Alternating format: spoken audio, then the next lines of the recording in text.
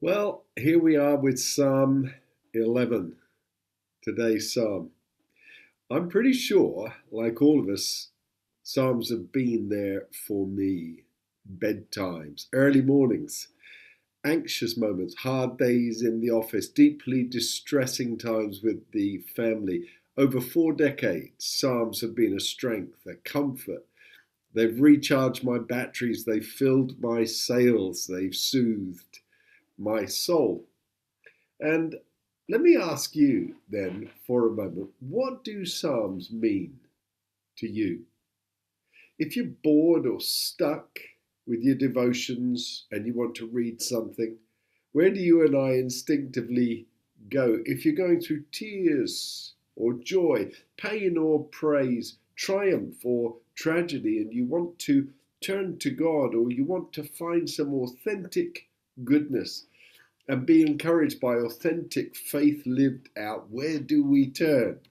And the answer has to be Psalms.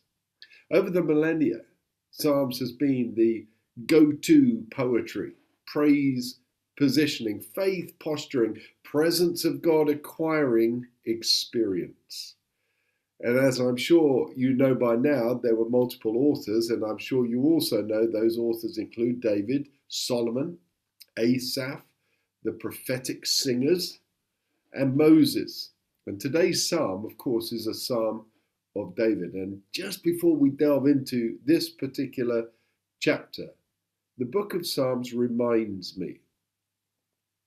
Psalms reminds me I'm not on my own. Psalms reminds me that every experience in life that I ever encounter, or the experiences of those around me ever encounter, they're not unique. They've been experienced over the millennia, time and time and time again, and always with a faithful God as the undergirding platform. And yes, that includes COVID, Brexit, international upheaval, and the rest. Underneath are the everlasting arms. He does hem me in behind and before. I really do shelter in the shadow of his wings. That's the practical, ever relevant poetry that the Psalms gives us. It's so easy to find relevance, resonance, and reassurance. So, into today's psalm, then, it's a psalm of David. And when I say King David, who do you see?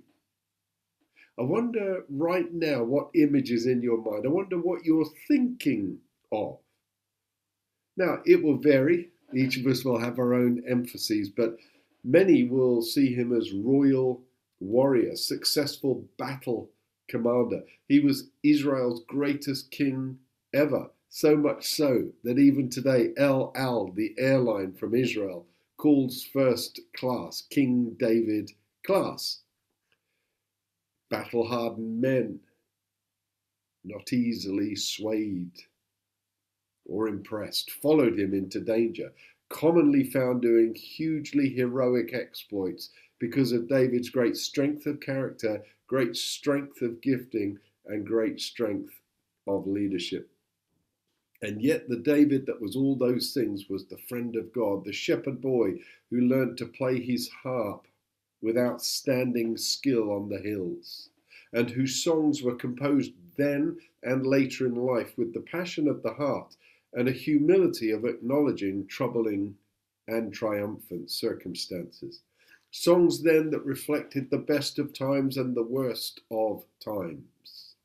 So these psalms that most commonly, unfortunately, we just read are songs set to music, not sterile theological reflections. They are passionate, praise filled poetry, or as the Passion Translation calls it, poetry on fire. These songs then were meant to be sung, and the music of them was meant to be heard. Little wonder then that today's psalm is called a song of the steadfast for the pure and shining one. A song of the steadfast for the pure and shining one. That's praise from someone who's learnt to be steadfast in the middle of conflicting experiences and turbulent times. And in this short song, Song 11, we see two halves kind of split into two. There's part one where everything's in turmoil and turbulence around the poet. The advice is to flee, fly away like a bird, hide in the mountains for safety. But even before he takes us there, verse 1 in the Passion Version tells us where his steadfastness is rooted. My faith shelters my soul continually in Yahweh. Now, isn't COVID and our current experience just like that? Most of us actually right now long to fly away, don't we? Most of us in the UK long to fly away to somewhere warm and quiet, somewhere, by the way, that reassures us COVID is conquered and normality is returning, that life, holiday life, travel has been restored. Ryanair knew this. They ran an ad called Jab and Go, and they got slapped on the advertising wrist for doing it. Now, of course, what they were doing was tapping into the longing to fly away. Now, regardless of whether that describes you perfectly or not, what does happen for us all, I'm sure, is that we experience this sense of turbulence, shadows, darkness, that verse 2 puts it here. Can't you see them hiding in their place of darkness and shadows? They're set against all those who live upright lives. It's an enemy that's prepared a trap for us. Even our top pundits, Van Dam, Professor Whitty, and many others describe COVID as an enemy, mutating intelligently to get the better of us. New variants, non-compliant people, refusing masks, refusing to social distance. It feels so agitatingly unsafe. Things seem to be set against those who live upright lives. This wicked COVID disease seems to have a destructive mindset of its own set against us. We can't even meet as church. The scripture here says in verse 3, what can the righteous accomplish when truth's pillars are destroyed and law and order collapse? We're so constricted, so constrained, so apparently hammered by the darkness of this enemy, we can't even meet as church.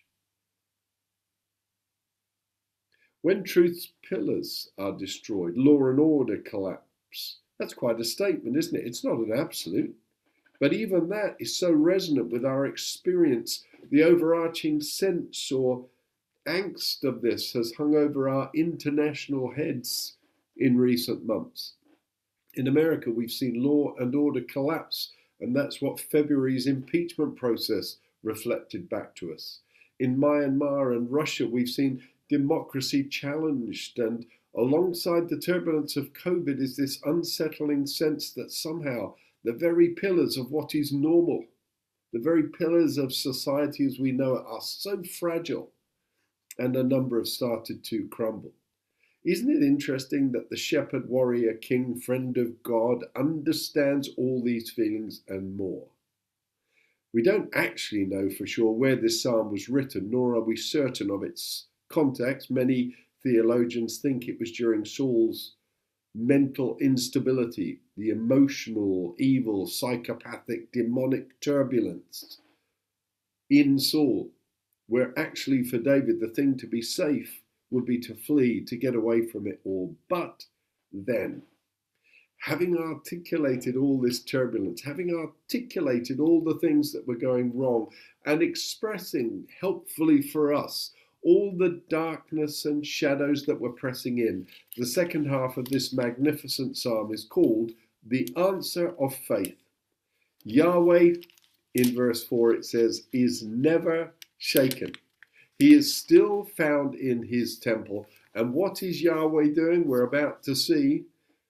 The poet in David is bursting with confidence, bursting with the answer, almost like he's desperate for you and me to see the answer, to hear the answer, and maybe even with him to sing the answer. What is Yahweh doing?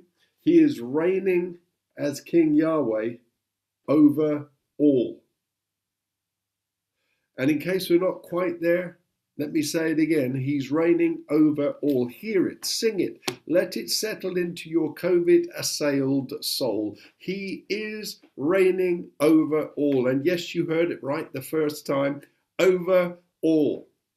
He closely watches and examines everything man does with a glance, the scripture says. His eyes examine every heart. Why? Here it comes again in verse 4, because his heavenly rule will prevail over all.